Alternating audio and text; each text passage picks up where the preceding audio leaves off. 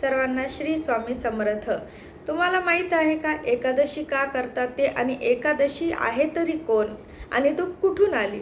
तर एकादशी ही आपण थोडंसं माहिती बघूया की सतयुगाच्या काळामध्ये मरू नावाचा राक्षस होता। तो फार बलाढ्य होता, म्हणजे त्याला कोणीही हरू शकलं नव्हतं। सगळ्यांनी त्यांना हरवण्याचा प्रयत्न केला, मात्र तो एवढा बलाढ्य होता की ते कोणत्याही देवाला शक्य झालं नाही की त्या राक्षसाला हरवायचं। तेव्हा सर्व देवांनी असं ठरवलं की आपण विष्णूंना आवाहन करूया।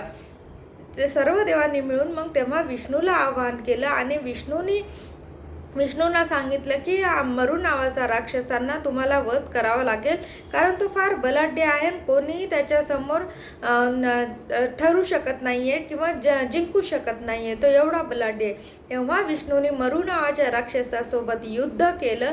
कितीतरी 1000 वर्ष ते युद्ध चाललं। त्याच्यानंतर देव थकले। देवांना विश्रांतीसाठी देव एका गुहेत गेले, म्हणजे हे एक निमित्त होतं, कारण देव कधी थकत नाही। देवाने आधीच रचना केलेली असते, आपल्या सगळ्यांनाच माहीत आहे। पण ते एक निमित्त ठरलं की देव थकले आणि ते विश्राम करण्यासाठी एका गुहेमध्ये गेले।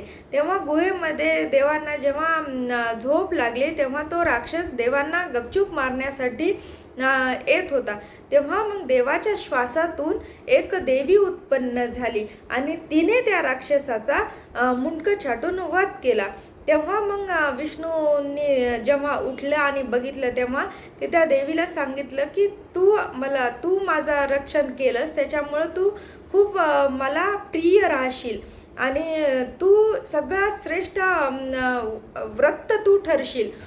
तेव्हा एकादशीचा जेव्हा जन्म झाला, तेव्हा मार्गशीर्ष महिन्याची प्रतिपदा म्हणजे मार्गशीर्ष महिन्याची एकादशी तिथी होती, म्हणून त्या देवीला नाव पडलं एकादशी।